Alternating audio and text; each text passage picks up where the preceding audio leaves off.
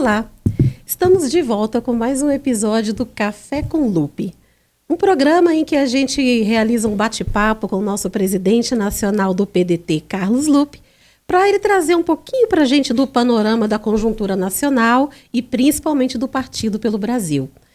Ao meu lado, mais uma vez, para ajudar aqui nessa conversa, eu tenho o meu colega jornalista Wellington Penalva.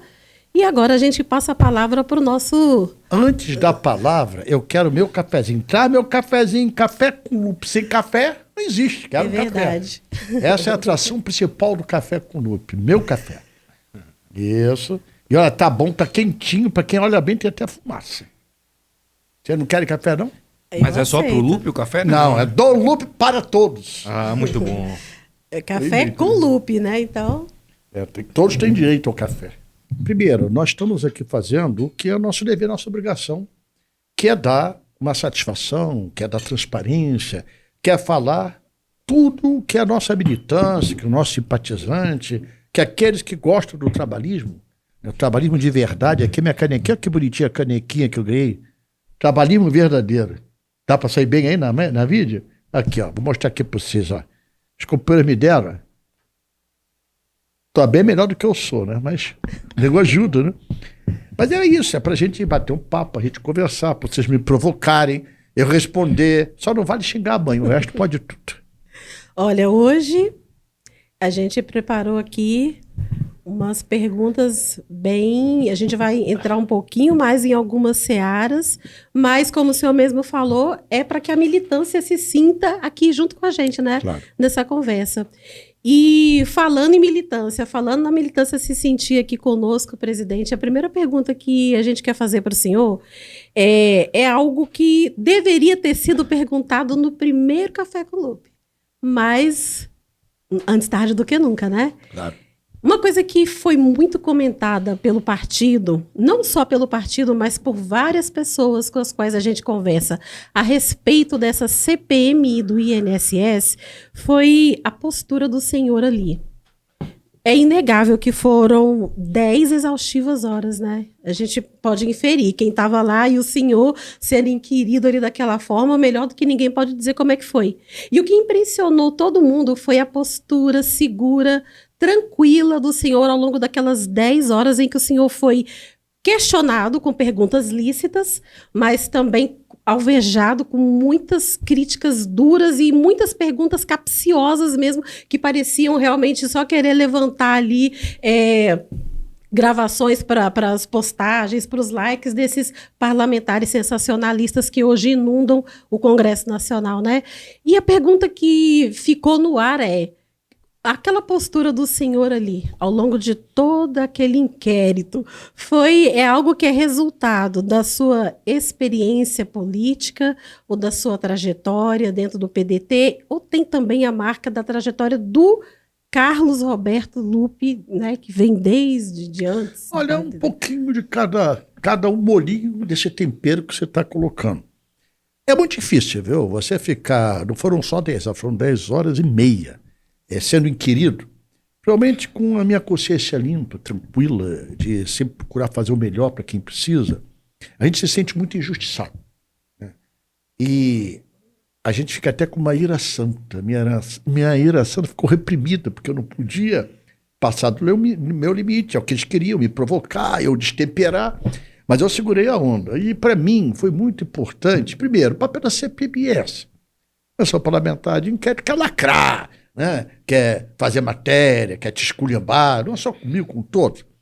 Mas eu acho que a gente conseguiu, com a força da verdade, fazer um papel digno, que é o que eu queria fazer. Por quê? Não é a pessoa física, Carlos Roberto Lupe, que está ali, é o presidente do PDT.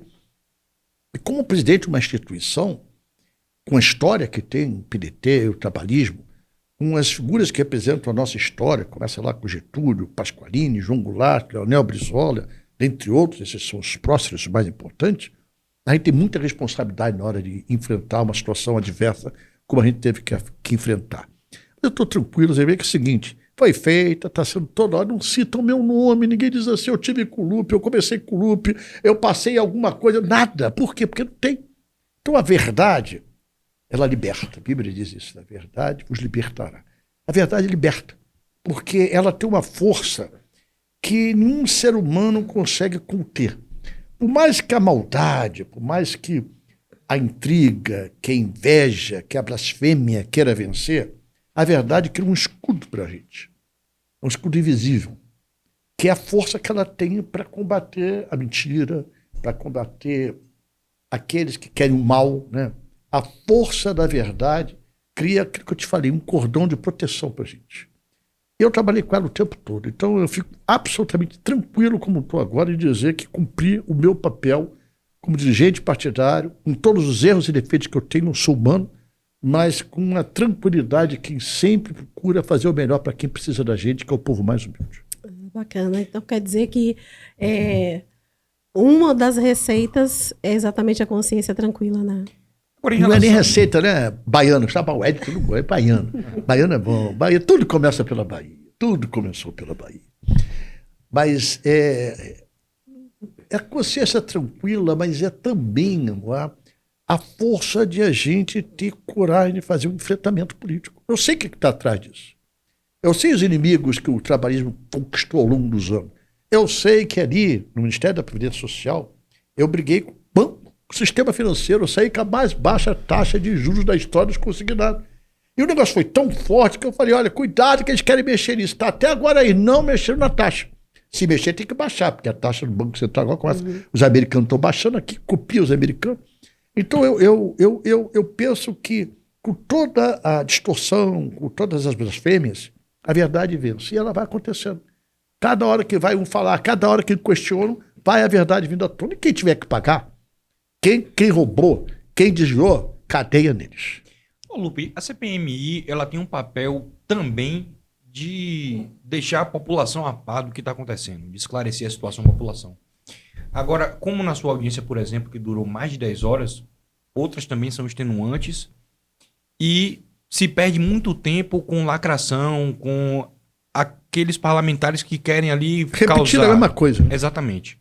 Você acha que isso ajuda, favorece ou prejudica a opinião pública em relação ao fato? Baiano, eu acho que um percentual muito pequeno assiste. É que, como nós estamos no meio político, todo mundo que a gente conhece no meio político vê.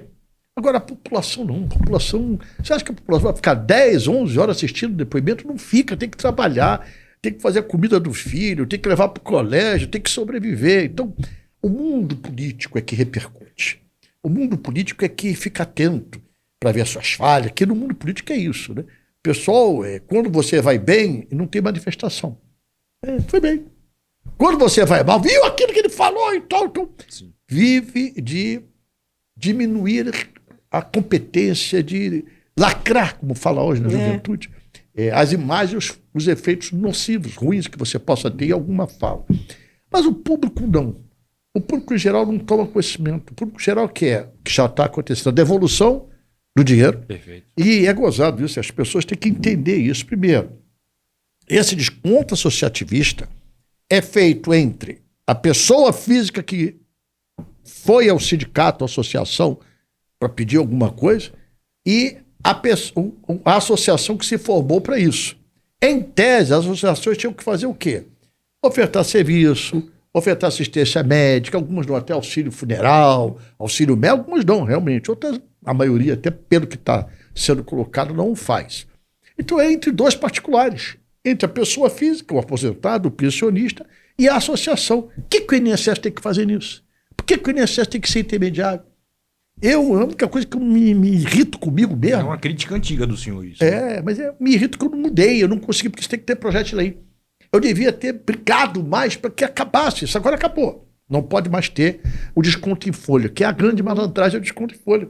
Para que entra o INSS isso? Porque a data prévia, que é quem faz todo o sistema de informatização da Previdência Social e de todos os órgãos públicos, tem o sistema de pagamento. Então você recebe na tua folha, na hora que tem que receber, entre dia 1 e dia 10 de cada mês. Ora, quando você vai receber seu dinheiro e vem o desconto em folha, não tem trabalho nenhum para a instituição, você só recebeu o dinheiro. Sim. Então o INSS é uma espécie de chancelador do desconto, aí é que tem o problema. Para que o INSS tem que fazer isso? Se você é segurado, se você quer me contratar como associação, que eu faça direto. Porque tem que ter o INSS ao seu favor, e já acabou junto às instituições associativistas, o desconto automático em folha. Tem que acabar também com o empréstimo consignado. Por que desconto em folha de empréstimo consignado? Tem que ser a mesma coisa. Se eu quero empréstimo, vou no banco, faço uma boleta, faço um Pix, pago da maneira que eu quiser. Por que desconto em folha? A Previdência, o INSS tem muito o que fazer. Hoje a fila chega a quase 3 milhões de pessoas aguardando uma resposta. Eu cheguei a baixar isso para 800 mil, a 45 dias de prazo, que é o prazo legal. Então, em vez de trabalhar para diminuir a fila, para atender o BPC Loas, para atender as pessoas que vão, fica gastando a energia, seu pessoal, para cuidar do desconto dos aposentados e pensionistas. Então, tem que acabar. Já acabou um, e eu defendo que acaba também o desconto em folha dos empréstimos consignados. Bom, agora vamos para um outro momento que também vai exigir um pouquinho do senhor aí a voltar um pouquinho para o passado. Nós temos aqui algumas imagens e a primeira que eu quero mostrar para o senhor falar para a gente um pouquinho sobre esse momento, é essa foto do senhor apertando as mãos do nosso querido Leonel Brizola. Essa foto, para mim, ela é emblemática por muitos motivos. Um dos deles é a forma como o senhor olha para ele. E aqui ele olha também, né? Ele olha com um olhar de carinho. Sabe qual é a minha sensação? Não, na hora eu não tive isso. Eu estava na porta do TRE, Tribunal Regional Eleitoral, quando ele foi fazer o registro da candidatura dele a prefeito, a senador do Rio de Janeiro, a última eleição dele. E eles, vamos tirar uma foto aqui. Ele não falava foto, falava foto. Vamos tirar uma foto, Lu. Foi um prazer, mano. Olha aqui para mim. Olha só como ele bota os dois braços como quem está me passando uma responsabilidade. Sim. Eu hoje interpreto isso como quem estivesse dizendo para mim, sem falar, estou te passando amanhã a responsabilidade do PDT. Eu já era vice-presidente nacional do partido. Eu tenho essa foto no meu gabinete, em qualquer lugar eu tenho ela emoldurada lá no Rio de Janeiro, e para mim marcou muito pelo olhar, né? O meu, que eu sou um bonachão, sempre estou sorrindo, e o do Brizola, que mostra a cara de alegria dele, e mais um tempo o olhar de dizendo, olha, tem que segurar essa peteca aqui. Entendeu? Para mim foi muito importante. Eu tive um carinho, um amor mesmo, que é o amor filial. Aprendeu muito, Lupe. O Brizola aprendeu muito. Eu aprendi tudo, né, minha filha? Eu costumo dizer que o que eu tenho de bom, se é que eu tenho, eu aprendi com ele. O de ruim é por conta própria. Mas ele me ensinou muita coisa de bom. Muito legal. Exatamente, porque uma das coisas que eu gosto muito nessa imagem é o olhar do senhor como quem olha para o mestre. É isso mesmo. Era meu mestre. Me transmite. Aliás, era não, porque eu não acredito na morte. Eu sou daqueles que... Eu sou espírita, sou kardecista. Para mim, quando a gente fala dele, está presente aqui. E nos inspira, nos protege. E não é fácil proteger a gente desse mundo tão violento, tão mercantilista. Mas ele está comigo no meu coração permanentemente. Fala pra gente uma das recordações que o senhor tem dessa tragédia, desse período que o senhor caminhou com o Leonel Brizola. Querida, são tantas. Eu tenho que escrever sobre isso, porque são tantas que... São tantas emoções, como fala Roberto Carlos, né?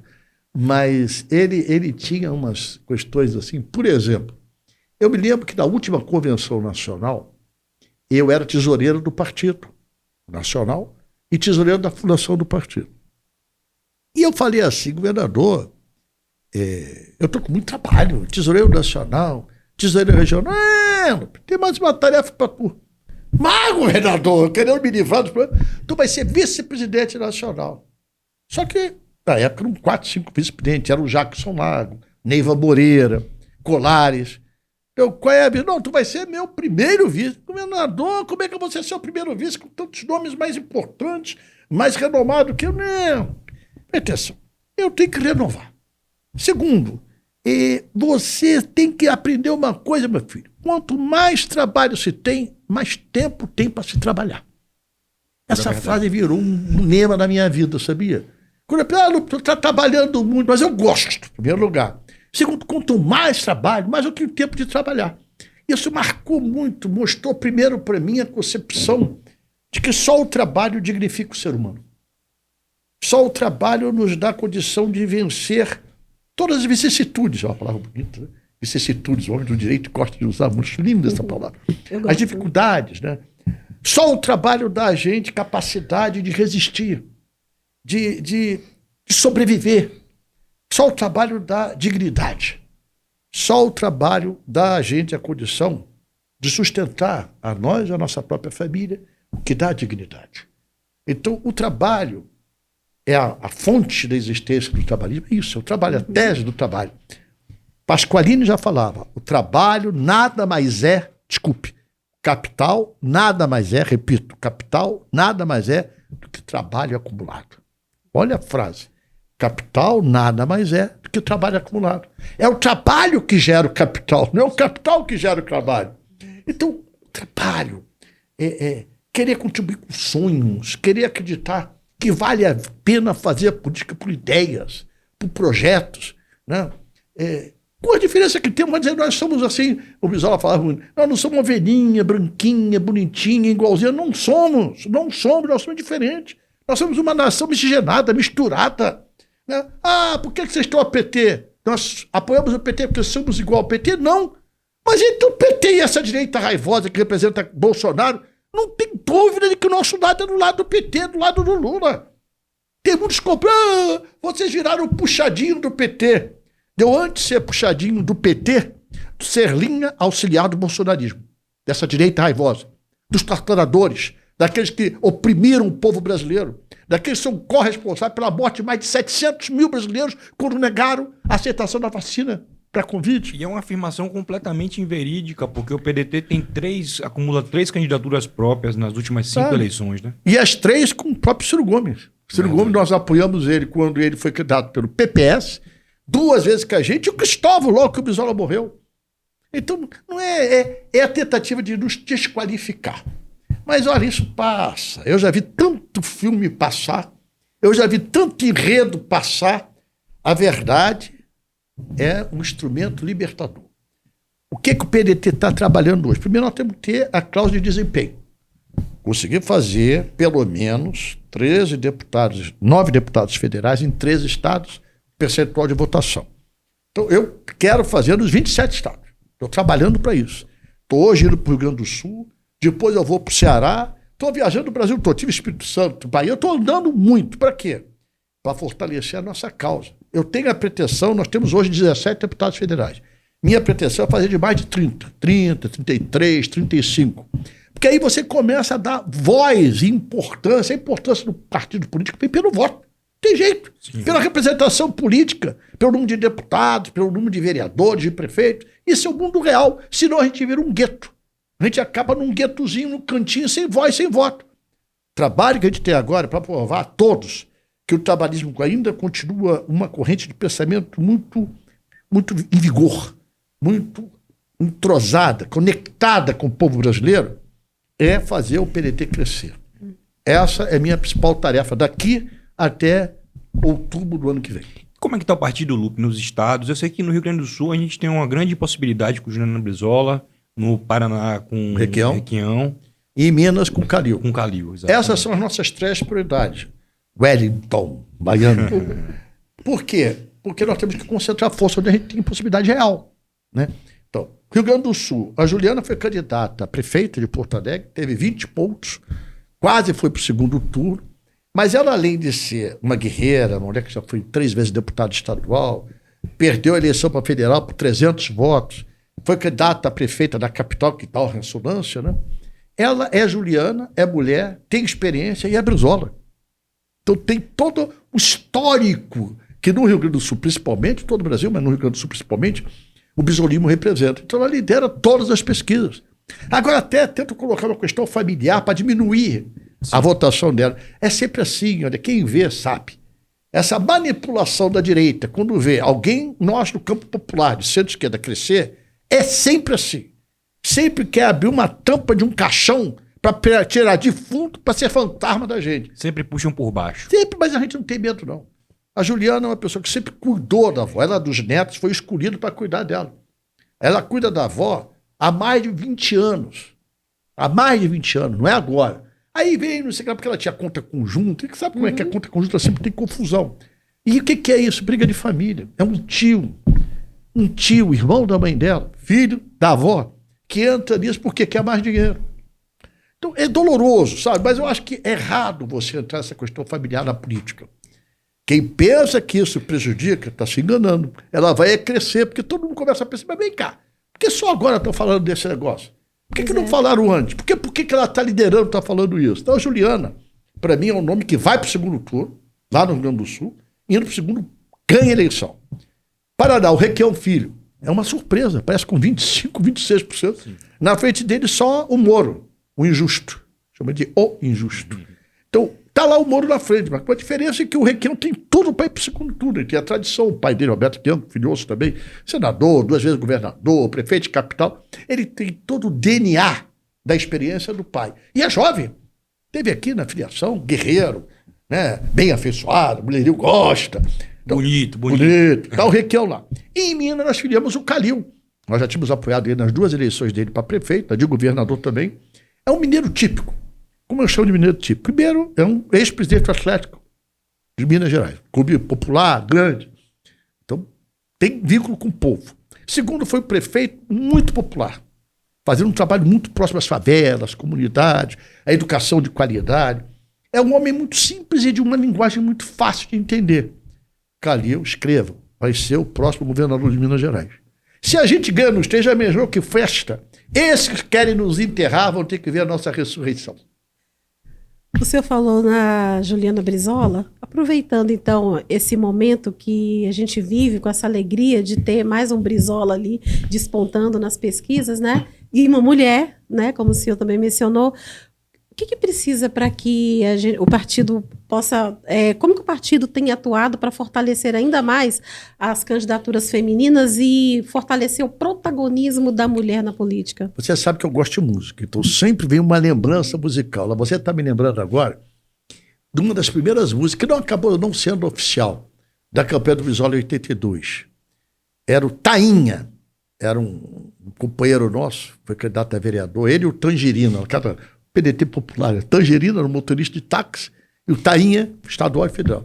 Então eles pegavam um violão, um bumbo, e tocavam assim: Brizola é nossa bandeira, a verdadeira bandeira brasileira.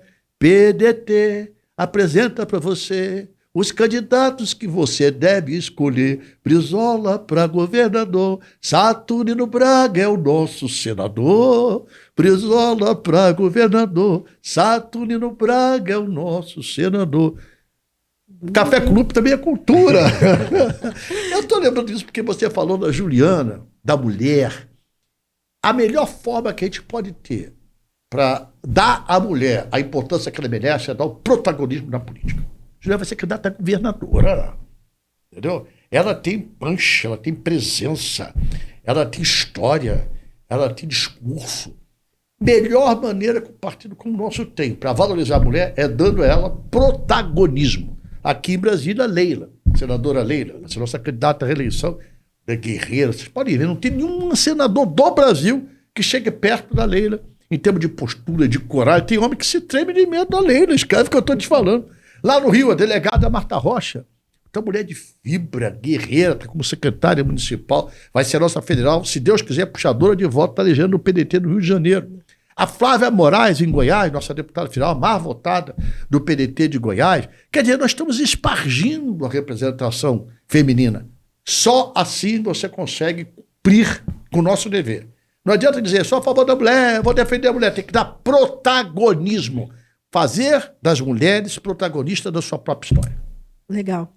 Presidente, o senhor já começou a dar para a gente aí o panorama de como é que está o trabalho do PDT para cumprir a cláusula de barreira no ano que vem, né? E isso é importante para o fortalecimento do partido. Tem uma outra preocupação no campo político, e mais especificamente no âmbito da esquerda, que é a questão de número de senadores na bancada, né, no Congresso. Claro. Porque isso também é fundamental para o fortalecimento da democracia. Como que o senhor vê essa questão? Nós estamos lutando, trabalhando. Vou dar só um passeio pelo Brasil sobre essa questão de senador e deputado federal. Rio Grande do Sul, começamos lá para o Sul. Nós temos a Juliana, candidata a governadora. Hoje temos 2 deputados federais de mandato, Afonso Mota e o Pompeu de Matos, e condições plenas de fazer 3. Não temos candidato ao Senado, por enquanto, lá. Juliana, governador, e 3 candidatos ao Senado. Desculpe, 3 candidatos a federal com boa viabilidade. No Paraná não temos nenhum deputado federal, temos o Goura, nosso deputado estadual, agora o Requião Filho, que vai ser candidato a governador. O pai, eu estou tentando convencer a ser candidato ao Senado. Se ele não achar que não deve, a ser candidato a federal para ajudar a legenda do partido. Mas o partido está crescendo muito com a candidatura do governador, é natural, perspectiva de poder, e com isso eu acho que a gente faz pelo menos 1 a 2 federais no Paraná. Santa Catarina, estamos numa fase de construção, temos o Rodrigo Menegotto, que é nosso deputado estadual, nós vamos fazer 2 a 3 estaduais e estamos agora formatando a nominata de federal. São Paulo, estamos dando uma boa crescida, fizemos há pouco o Miguel, que é o Miguel Torres, presidente da Força Sindical Nacional, que está inclusive nos ajudando, colocando candidato da Força Sindical em todo o Brasil, como candidato a estadual e federal, PDT em todos os estados. É um candidato muito viável. Temos o Dólar, que é o candidato do prefeito lá de Cotia, o Formiga, candidato a federal. Estamos trabalhando com um time muito bom. Vamos ter candidato em Ribeirão Preto, vamos ter candidato em Campinas, vamos ter candidato em São Paulo, vamos ter o Índio Munduruku, nosso candidato a federal. Sim. Quer dizer, estamos montando e tem alguns de mandato que podem vir também. Eu acho que São Paulo tem a perspectiva de fazer 2 federais de 4 a 5 estaduais. Nós temos um hoje, que é o Nakashima, um bom deputado, leal ao partido. São Paulo passamos. Rio de Janeiro, nós temos 5 candidatos fortes a federais e mais 3 ali que estão picando. Quais são os 5? Os 2 estaduais, o Vitor Júnior, que é deputado estadual por Niterói, vai ser candidato a federal. O Grael, que foi prefeito também de Niterói, também candidato a federal. Era prefeito. A Marta Rocha, que eu já falei, que é estadual, vai ser candidata a federal. E os 2 federais de mandato. O Max Lemos, que pega Baixada, Queimadas, e o Marcos Tavares, que é o mais forte candidato em Caxias. Esses 5 têm a possibilidade de fazer até os 5 federais, porque agora está montando o time. Né? Estamos alimentando muito candidatos que são vereador de mandato e querem ser prefeito, a ser federal. Né? Temos, por exemplo, o ex-prefeito de Macaé, o professor Luiz, doutor Luiz, é candidato a federal. É um candidato para ter 30, 40 mil votos. Nós temos, assim, vários outros candidatos em vários municípios, dentro de Câmara. Lá em Campos vamos ter um candidato muito forte, da Baixada Fluminense toda. Então, no Rio, a minha perspectiva é fazer de 4 a 5. Minas Gerais, temos o Calil com a sua filiação trazendo muita gente. Temos 2 de mandato. O Mário, que é o nosso líder da bancada, e a Duda, que é a nossa segunda deputada. E está bem adiantada a conversa com o Janones. Possibilidade do Janones vir, mexe muito com rede social e tal. Então, a possibilidade que a candidatura do Calil, com o Mário e com a Duda, é fazer de 3 a 4 deputados federais.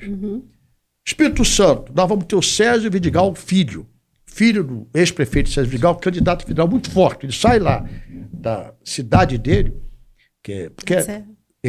tem 3 cidades importantes, maiores, né? 4, lá em Espírito Santo. É capital, Vitória, é Vila Velha, é Serra, de onde é o... Serra. Nós fizemos com o prefeito, é o companheiro da Juventude, que hoje é prefeito. E depois vem outras cidades importantes também, mas essas são as 3 maiores. E Serra é maior. Serra é maior, inclusive, do que Vitória. A possibilidade do Vidigal Filho ser eleito é muito grande. E o próprio Sérgio Vidigal pode ser ou candidato a vice ou ao Senado. Aí começa a vislumbrar, como o Mário também pode ser em Minas candidato ao Senado. Depende da formatação e também o nome está à disposição para ser senador. Na Bahia nós estamos agora apoiando o governador, o Félix e o Léo Prates, são os 2, Félix Mendonça e Léo Prates, são os 2 deputados de mandato. Tem muita gente entrando e tem perspectiva da gente fazer de 3 a 4 federais na Bahia. Sergipe, nós temos o ex-prefeito Edivaldo Nogueira, que é nosso candidato ao Senado, forte, lidera todas as pesquisas, e ele está formatando a nominata de federal. Alagoas, nós temos Ronaldo Lessa, que é vice-governador, pode ser federal ou pode ser senador. Está sendo a discussão que está sendo travada lá.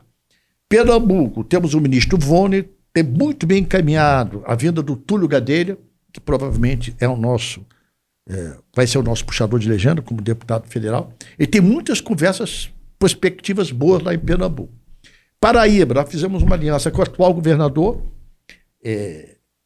uma boa aliança com o vice dele, o Lucas, que vai ser o candidato a governador. É um grupo grande de parlamentares e ex-parlamentares vindo para o partido. Eu acho que lá a gente hoje tem 2 estaduais, vamos fazer 4 até 5 estaduais, e de 1 a 2 federais na Paraíba. Ceará, apesar da tristeza da perda do grupo do Ciro, primeiro, só perdemos nisso, né? Saiu o grupo do Cid porque brigou com o Ciro. Agora sai o grupo do Ciro por causa da briga com o Cid. Quem perdeu? PDT. Mas não faz mal. Nós estamos acostumados a planta do deserto. Uma gota de orvalho nos realimenta. Vamos lá agora, sábado que vem vai ter a convenção lá. O André é o nosso deputado federal, presidente do partido. Estamos trabalhando muito com o Mauro Filho, que é um dos maiores economistas, mais inteligentes homens e mais respeitados nessa área financeira do Brasil. Vai ser o nosso segundo deputado federal. Estamos trabalhando lá para fazer uma nova conjunção com as perdas que tivemos. Mas eu estou muito esperançoso de fazer 2 a 3 deputados federais e poder ter uma chapa majoritária. Isso eu estou falando no Ceará. Maranhão, tem o Everton, que é nosso candidato à eleição, muito forte. Temos o Márcio Onaiza, que é nosso deputado federal, com a chance de fazer um segundo muito grande. Está muito bem preparado. O Everton, um organizador de partido, faz o partido como ninguém, trabalha, não para. Não tem um dia que eu não encontro o Everton em algum lugar do Maranhão. Ele anda. Pior do que notícia ruim, anda mais rápido. Isso, Maranhão. Rio Grande do Norte, está vindo para o partido, já estou anunciando que já está combinado comigo. Jean Paul, ex-presidente da Petrobras, é um que pode ser candidato ao Senado. Estamos alimentando lá com a Márcia Faria, que é a nossa presidente do partido, a nominata de federal, boas perspectivas. Isso no Rio Grande do Norte. Falei da Paraíba, falei do Maranhão, falei do Ceará, falei do Rio Grande do Norte, falta o que do Nordeste? Pernambuco falei, Alagoas, Sergipe, Pernambuco, Paraíba, Ceará, Maranhão, tá? Piauí. Faltou o Piauí, não pode faltar o Piauí. Piauí, nós estamos numa grande articulação. O governador Rafael, tivemos com ele, tem uma boa conversa com o presidente da Assembleia Legislativa, ex-presidente. Ele está Franzé, é o nome dele. Uma boa caminhada para vir o PDT para ser candidato a federal e estamos montando uma nominata muito boa lá. Isso do Piauí. Aí vamos para o Pará. Pará, o Adriano, que é nosso deputado estadual, teve 80 mil votos para o estadual, é candidato para 150, 200 mil votos. Lá estamos entrosando com o Giovanni, tem alguns nomes, veio agora o reitor da Universidade do Pará, Manesc, parente do nosso Manesc, reitor, candidato a federal. Está montando um time bom para fazer de 1 a 2 federais e 3 a 4 estaduais no Pará. O Pombo é lá no Pará também? Hein? Alan Pombo. O Alan Pombo vai ser candidato a estadual. Aí vamos no Amapá. No Amapá, estou demorando muito, porque o Brasil é grande, né? Pô, você não quer que eu faça em 5 minutos. Tem até o pauzinho de queijo, traz aqui, eu quero mais café. Tomo no café com lupa, tem que tomar café. Esse copo já está gelado, eu quero outro. E o pauzinho de queijo, aí, tá vendo? Você tá com fome, que você levou um tempão para chegar aqui, que ela veio de ônibus, pegou o metrô, pegou o Uber para chegar, coitadinha. Maltratei ela hoje, que eu queria fazer um programa cedo, porque eu acho que a gente fica mais disposto para começar. Aí ela falou, mas eu moro longe, saiu 6 horas da manhã para chegar aqui agora. Tadinho, desculpe. Mas aqui vamos voltar. Eu falei do Pará, agora vamos falar lá de cima, do Amapá. Amapá, nós temos o Valdez Góes, que é nosso candidato ao Senado muito forte. Temos hoje 3 deputados federais, tudo com nome complexo. Josenildo, Dorinaldo e a professora, que é também a nossa candidata à reeleição, Gorete, né? Gorete. São 3. Eu acho que lá, no mínimo, fazemos 3. Podemos até fazer 4 partidas muito fortes no Amapá. Rondônia, o Assir Gurgas, que já foi senador. Aliás, o Valdez também é candidato ao Senado, já falei. Rondônia, o Assir Gurgas é candidato ao Senado forte. E temos o Célio, que foi nosso candidato a prefeito, com grande possibilidade de ser deputado federal. Teve 12% para prefeito na capital, tem grande chance de ser deputado federal. Já falei do Amapá, falei de Rondônia, vamos para cá. Amazonas, tem uma boa conversa aí. Eu não posso ainda falar muito, porque ainda está na fase de conversa. Para não falar muito, eu vou tomar um cafezinho. Bom café. Está conversando muito bem lá. Eu acho que vamos ter belas surpresas breve. Aguarde. Marque aí, Amazonas. Desce. Acre, tem o Tchê, que é o nosso presidente do partido. Nós temos hoje 3 estaduais. O Tchê provavelmente vem federal, estamos costurando. O partido sempre fez deputado federal, já fez senador. O partido tem uma tradição lá no Acre. Tem muita colônia gaúcha no Acre, impressionante. O Tchê, o nome dele é Tchê. Não dá para entender por quê. Todo ele é gaúcho. Lá no Acre tem boas perspectivas. Roraima. Então, quem está coordenando muito o trabalho para a gente lá é o Soldado Sampaio, que é o presidente da Assembleia, um cara muito bom. O Flávio Zacher está presidindo o partido. Hoje nós temos a melhor nominata de federal estadual do estado de Roraima, é o do PDT. Falamos todo o Nordeste? Falamos. Então, Centro-Oeste, faltou algum? Nordeste? Norte, desculpe. Faltou ali Norte? Não. Centro-Oeste, Goiás. Goiás nós temos a liderança da Flávia, que é a nossa deputada federal mais votada, e o Jorge, que é o nosso deputado estadual. O presidente da Câmara está numa boa conversa com a Câmara de Goiânia. Tem boas perspectivas em Goiás. Mato Grosso do Sul e Mato Grosso são desafios para a gente. Mato Grosso do Sul, o ex-prefeito hoje é vereador da família Trade, né? 3 Trade. O Nelson Trade, Marquinho Trade e o senador o Nelson, que é o senador. É tudo Trade. Então o vereador que foi prefeito vai ser candidato a federal, boa chance, estamos organizando o partido. Mato Grosso hoje ainda está numa fase que não temos ainda uma perspectiva maior. Estamos na concertação. Tocantins está muito bem, apesar de o Laurês ter saído, mas o Laurês tinha uma situação local que tinha que sair para poder assumir o governo do Estado. Ele era vice-governador, assumiu o governo. Ele precisa ter uma base para dar sustentação a ele, porque o governador saiu uma decisão da justiça, fraude eleitoral, uma coisa confusa. Ele veio aqui, eu não gosto que ninguém saia, não gostei, mas paciência. Mas, em compensação, a gente fez uma nominata lá muito boa, tem um ex-prefeito, tem muita gente boa lá, que dá para fazer até 2 em Tocantins. E aqui em Brasília, que eu acho que é o que faltou, a Leila está aqui, um trabalho muito bom dela. O Joy Vale, que já foi presidente da Assembleia, nosso candidato a estadual. Tive com um parente agora, semana passada, professor, educador, vindo para o PDT para ser candidato a federal. Eu tenho expectativa aqui, a perspectiva com a liderança da Leila, que vai ser nossa senadora reeleita, de fazer pelo menos 1 a 2 federais, de 3 a 4 estaduais liderados estadual pelo Joy Vale. Então, eu acho que eu falei do Brasil todo. Faltou algum? Não, passou. Vocês têm que ter memória melhor do que a minha, hein? O que eu estou percebendo é que o PDT está fervendo. Tá. Nós vamos estar disputando uma eleição. Escrevam aí, está no Café com Lupe. Nós vamos fazer de mais de 30 deputados federais. Para quem tem 17, é um crescimento de quase 100%. Quem sabe seja 100% se fizer 34%. Não é impossível. Agora a tarefa nossa, de hoje até o prazo fatal de filiação, que é ano que vem, maio do ano que vem, 6 meses antes, era maio, né? Maio. É nós fortalecer o time, e é isso que eu estou fazendo. Estou indo daqui para o Rio Grande do Sul, do Rio Grande do Sul vou para o Ceará, que tem convenção lá sábado, e fortalecer o time para fazer mais deputados, para a bandeira do trabalho continuar firme, hasteada ao lado da bandeira brasileira. Esse período é um período de muita articulação, né? Muita conversa. Olha, é tanta conversa que eu estou engordando, porque cada conversa é um pãozinho de queijo, é um cafezinho, é uma água, é almoço, é janta. Mas o Wellington, baiano, eu gosto de chamar de baiano. Bahia, os meus olhos estão brilhando, meu coração palpitando de tanta felicidade. Será a música que eu adorei quando o Salgueiro venceu em 1969. Bahia de todos os deuses. És a rainha da beleza universal, minha querida Bahia. Se não fosse pelo Império, seria a primeira capital. Preto Velho Benedito já dizia, felicidade também mora na Bahia.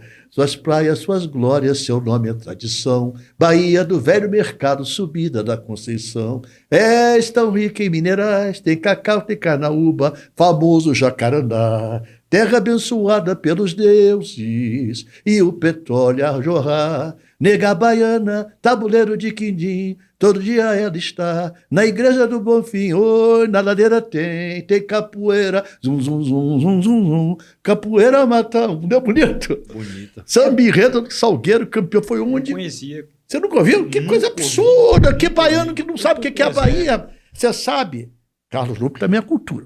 Você sabe que eu aprendi a gostar da história do Brasil por causa de Samba Enredo. Olha. É impressionante como... Agora ainda história, menos, né? né? Como que história? Eu me apaixonei pela Bahia por causa do samba do Salgueiro.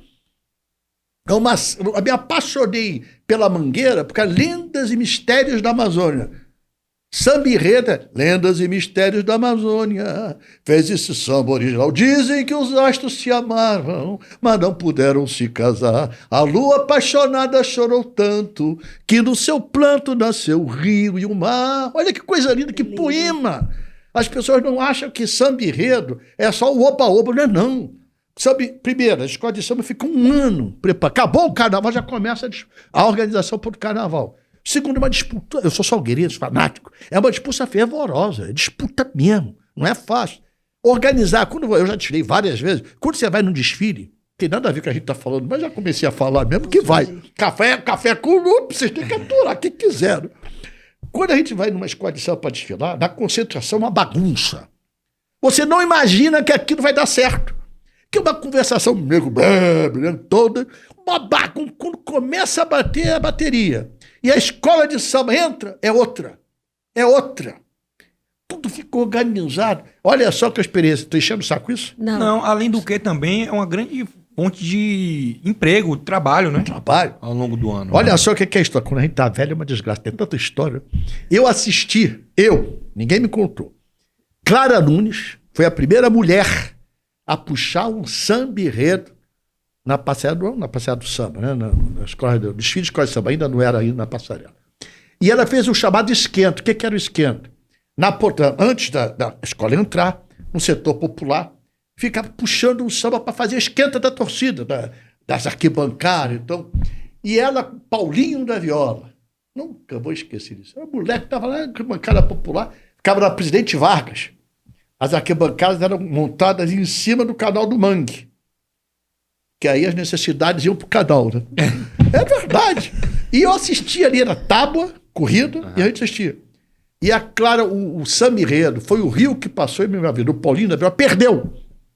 Só que quando ela começou a fazer o esquenta, ninguém parou de cantar.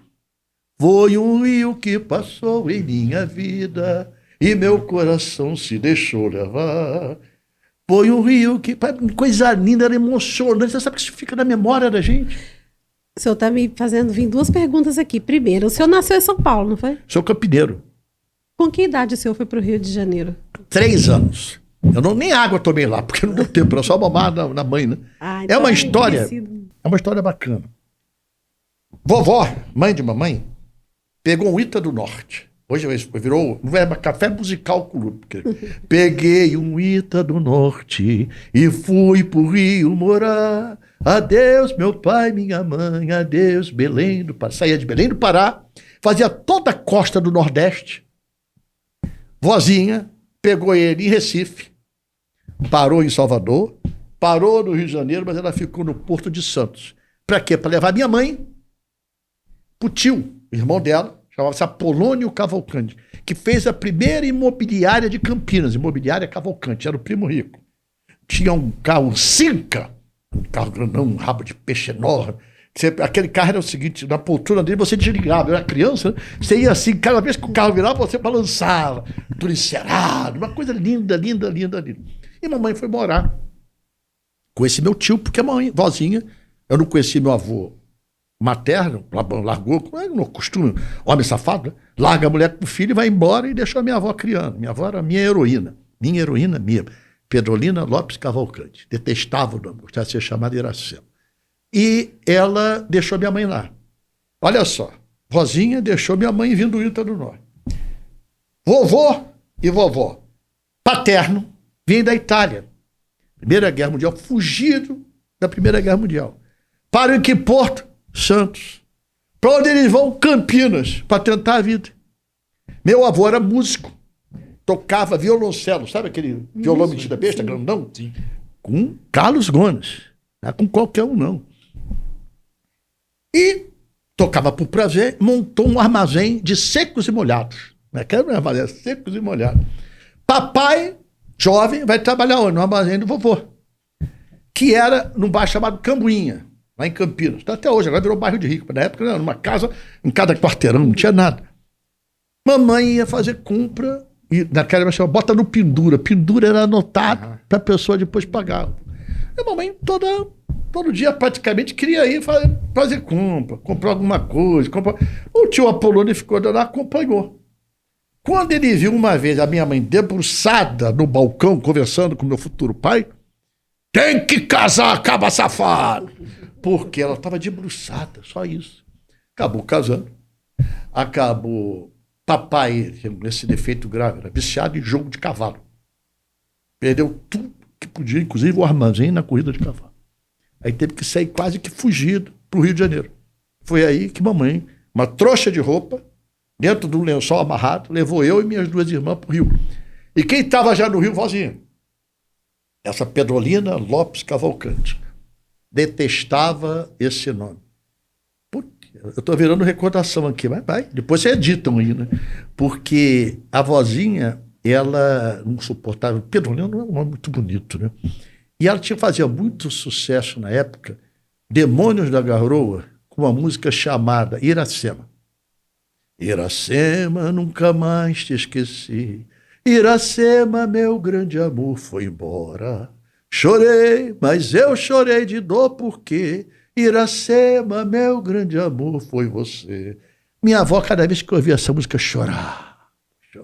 Minhas irmãs, vivas até hoje, graças ao bom Deus, só chamava a minha avó de vó Pedrolina. E eu só chamava ela de vó Iracema. Aí a almôndega maior da macarronada era pra mim. O peito do frango era pra mim. Por isso que eu fiquei fortinho até hoje. Tudo na minha vida tem música. Então, pra te contar, não precisa nem contar essa história esticada que eu contei, mas fui pro Rio assim. Fui pro Rio morar numa rua chamada General Pedra. General Pedra era uma rua aqui, paralela a Presidente Vargas. Por isso que eu gostava de samba. Eu atravessava a rua e estava vendo carnaval. Você via a história do negócio de carnaval. Chega, né? Com a história de imagem. O senhor foi... Eram 2 perguntas que iam virar 3, o senhor respondeu todas Enchi a elas. paciência. Nem você está aguentando mais, né? Conseguiu responder as coisas que eu ia perguntar. Muito obrigada. Eu sempre tive curiosidade de saber isso. Desculpa te falar demais. Vamos voltar aqui um pouquinho, né? O senhor deu todo o panorama, todo o trabalho que o PDT está realizando para o ano que vem, cláusula de barreira e tantas outras coisas importantes como o fortalecimento da democracia, que vai acontecer com os nossos parlamentares lá, né? Engajados mesmo na verdadeira soberania nacional.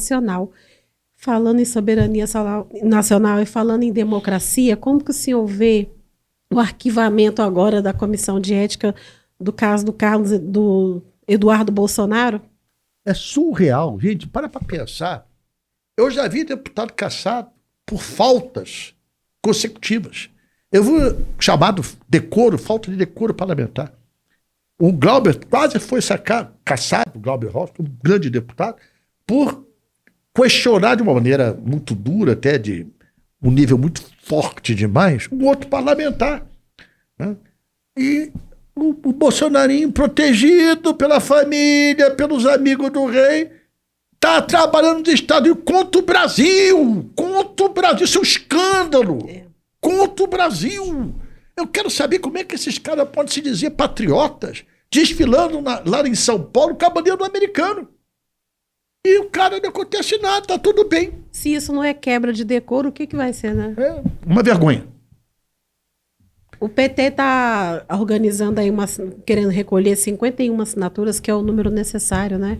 Para que o caso volte a ser julgado. Olha, a palavra de honra é uma vergonha. Eu acho que a gente não tem que dar valor ao que não tem. Não. Então, ficar remoendo é só para valorizar ele. Uhum. Como alguém pode representar o povo do qual foi eleito, no meu Rio de Janeiro, morando nos Estados Unidos?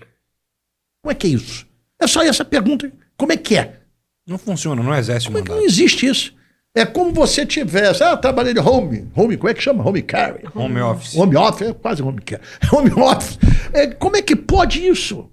O parlamento brasileiro, a representação do povo, está morando nos Estados Unidos, defendendo Trump contra os interesses nacionais. Olha, é uma vergonha. É uma vergonha. Vamos passar então um pouquinho para um momento... Vamos voltar para o momento light agora e ouvir um pouquinho os comentários dos militantes que foram deixando ali nas redes sociais, canal do Lupe, no Instagram Bota do para PDT. quem quiser, só não vale xingar, o resto... Nós temos aqui o Carlos Toledo, que diz o seguinte: bom dia, grande líder. É para frente que se caminha. Parabéns a todos os trabalhistas.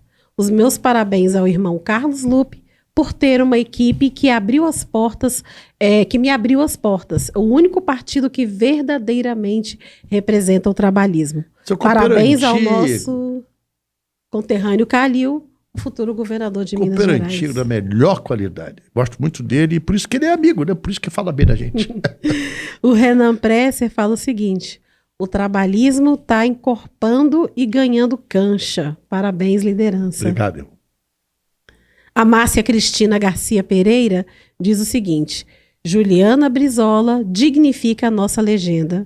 É uma guerreira e a vitória é certa. Ninguém ataca os fracos. É isso mesmo, é verdade. O Lúcio Maluf, ele diz assim: parabéns, presidente. Esse é o bom Maluf, hein? É do PDT desde o começo.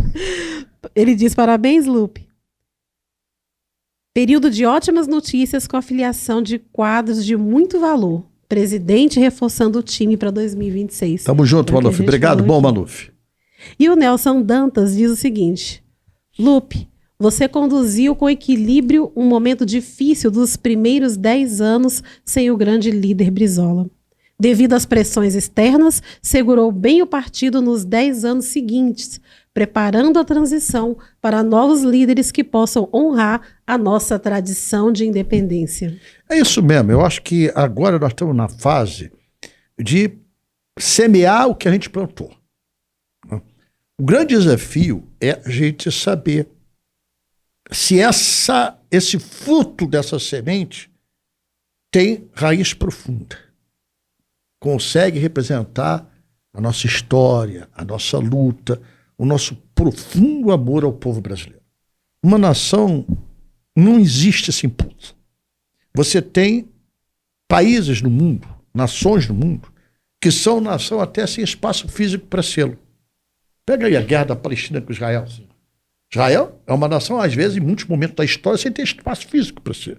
Os palestinos, paradoxo, é a mesma coisa. Por que eles são uma nação? Porque nação é sentimento, é concepção de convívio, não é só falar a mesma língua, é ter amor profundo à terra e aos costumes de onde você nasceu. Então, nação não precisa ter espaço físico para ser. Nação é sentimento. Então, o trabalhismo é isso. É um sentimento profundo de amor à nossa origem, de onde viemos, a nossa fala, a nossa terra, a nossa miscigenação, ao caboquismo brasileiro, né? A essa terra miscigenada, povo brasileiro, como falava Darcy Ribeiro no seu livro. E essa nação precisa muito de um partido que profundamente respeite e ame o povo brasileiro. É esse o nosso papel. E o senhor que é lá do Rio de Janeiro deve estar, assim como nós, entristecido em ver essa ação policial agora para tentar conter célula do Comando Vermelho ali. Mais de 60 mortes. Eu te digo, qual a solução, gente? Eu fico assistindo muito, eu fiquei chocado. Tive dificuldade de dormir. A coisa mais difícil do mundo é eu ter dificuldade para dormir, porque eu não tomo comprimido, tenho um pavor de comprimido. Então, eu fiquei olhando as cenas. O jovem, tudo jovem, pelos 80, que eu me lembro, né? Tudo jovem. Não tinha nenhum ali com mais de 30 anos. Tinha garoto. Onde vai? Sabe? Não é a discussão dos direitos humanos? Também é. Mas é a discussão da responsabilidade de cada um. Todos nós somos responsáveis por essa violência. Todos. É governo federal, é governo estadual, é governo municipal e nós como cidadão. Porque nenhuma criança nasce com 38 na mão, com uma R15 na mão. Quem faz e quem leva essa criança para a violência é falta de solidariedade, é falta de companheirismo, é falta de amor, é falta de oportunidade. Sabe, é chocante ver, eu quero... Não, tem que prender mesmo. Agora, matar por matar. É glória o índice de, matamos 60. Que é isso? Onde nós... Isso, estamos na cidade medieval. O prêmio da polícia é a matança. É para isso que existe a polícia? Sabe, até onde nós vamos? Eu me choco com isso. Podem me xingar à vontade. Vocês estão defendendo o bandido? Não. Estamos defendendo a vida. Nenhuma criança, por mais pobre... Lembre-se, vocês que se dizem cristão, o Jesus Cristo nasceu numa manjedoura. Jesus Cristo nasceu filho de um carpinteiro e de uma dona de casa. Humilde, pobre. Ele tinha a sabedoria de ser um filho de Deus. Mas a origem dele é a origem desse povo brasileiro. Temos que começar a pensar da nossa responsabilidade, sabe? A minha, a de cada um de nós. E eu vou dizer uma coisa que vai desagradar muito, mas eu digo. Isso é fruto do sistema chamado capitalismo desenfreado, arcaico. Um capitalismo que não tem respeito ao ser humano, é tudo pelo dinheiro. Nós estamos virando uma sociedade que topa tudo por dinheiro. Até onde ela vai? É um matando o outro. Não adianta construir muro, não. Porque às vezes o cara constrói um muro para morar naqueles conjuntos de rico, com muro de 3 metros, com segurança na porta, com televisão. Alguns têm até universidade dentro do próprio condomínio. Aí o garoto, quando sai para a rua, perde o reboque e a perna junto. Porque aquele muro separa a vida real. Nós jogamos fora proteína, pedaço de carne, Nós jogamos frango, enquanto as pessoas passam fome nesse Brasil. Nós, sem nenhuma discriminação, eu tenho minha cadelinha vira-lata chamada Marrom. Nós adotamos animais. E muitas famílias abastadas gastam mais com os animais do que poder adotar uma criança. É verdade. Que país é esse? A nossa responsabilidade. Né? Esquece Bolsonaro, esquece Lula, Cláudio Castro, meu amigo Eduardo Paes, esquece. A nossa responsabilidade. Se a gente não enxergar isso, que nós temos que fazer a nossa parte. Ali eu moro no Leme, né? Você anda ali no Leme, amor. Tem 1, 2, 3, 4, de 6 a 8 pessoas dormindo na rua. A gente passa, quase chuta, as pessoas chutam, como quem olha um pedaço de lixo. Que sociedade é essa? Onde que está o cristianismo? Onde está a solidariedade, sabe? Eu não sei, mas eu acho que isso não tem solução. É triste. A cada época é mais morte, é mais invasão, é mais assassinato. Resolve? Não! Não! A cada um bandido que eles matam, tem 10 para ocupar o lugar. O problema disso é financeiro. Al Capone lá só foi preso por causa do imposto de renda. Imposto de renda que fez a prisão dele. Não foi os crimes dele, que ele não deixava um lastro. Então, nós temos que entender que tráfico de entorpecente, tráfico de arma, tudo isso é negócio. É negócio. Enquanto não for no sistema financeiro ver quem está de fachada ganhando dinheiro para explorar, não teremos solução. É um negócio muito rentável. E mas sabe o que é triste? É que você vê jovens morrendo e você vê mais jovens querendo entrar no lugar daquele que morreu. E toda essa questão está perpassando um problema hoje que, inclusive, está sendo combatido lá na Bahia pelo atual governador, que é o excesso de violência policial, que está virando uma cultura de alguns governos da extrema-direita. Né? Sabe o que é? Eles alimentam isso. Olha, se bobear, tu vai ver quanta gente vai xingar a gente nas redes sociais depois de ver o programa. As pessoas pensam assim. A cabeça das pessoas está na era medieval. É matança. É assassinato. Não quer nem saber quem é, velho. Não quer saber quem é julgamento, não tem. E olha, se você for nos presídios brasileiros, já frequentei muito. Essa minha avó, que eu falei, Pedrolina, Iracema, ela me levava aos domingos para ir nas cadeias visitar, depois de meio-dia, os presos que não tinham visita. É a coisa mais emocionante que eu já vivi na minha vida. E 90% negro, pobre. Então, é chocante. Quer pensar em justiça social? Você que está me assistindo, que se diz cristão, visita um presídio. Vá na cadeia. Vá numa comunidade carente ver como é que vive o cara lá com a vala aberta, sem ter uma proteína para comer. Nós somos os responsáveis pela violência. Nós. Todos nós, inclusive eu. Para a gente encerrar, vamos falar um pouco do mercado de trabalho, das condições de trabalho no Brasil. Tem um levantamento recente do IBGE que aponta que trabalhadores de aplicativo fazem umas jornadas de 44,8 horas semanais, geralmente. Enquanto quem trabalha fora dos aplicativos tem uma jornada em média de 39 horas. Ou seja, uma remuneração digna demora mais para uns do que para outros.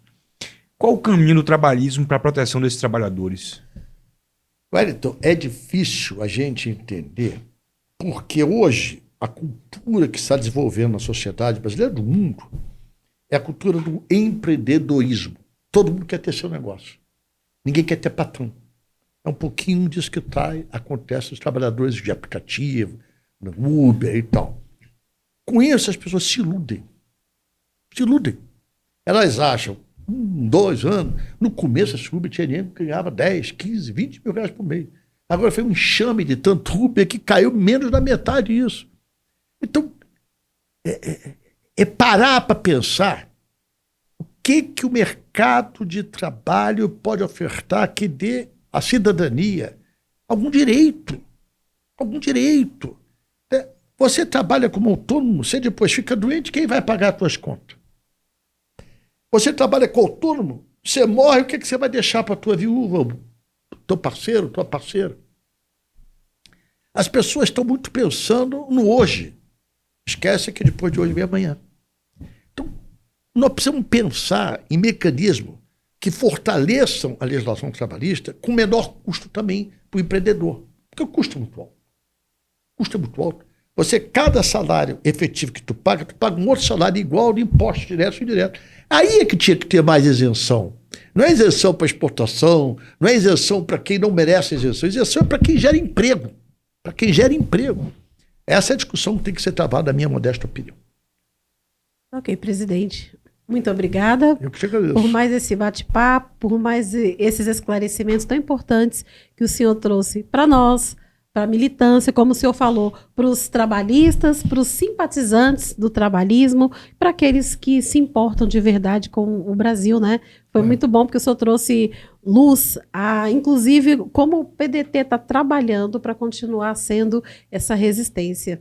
Na verdade, eu fiz 2 por 1. Tem 2 café clube aqui de tanto que eu falei. Vocês é que vão ter que trabalhar de editar, de arrumar, de cortar minhas coisas erradas, cantoria demais. Mas acaba sendo legal. Para mim é leve, é legal. Eu que agradeço a vocês. Obrigado também a vocês pelo convite. E obrigado, Lupe, por essa entrevista. Espero que vocês aproveitem o conteúdo. Até mais. Obrigado.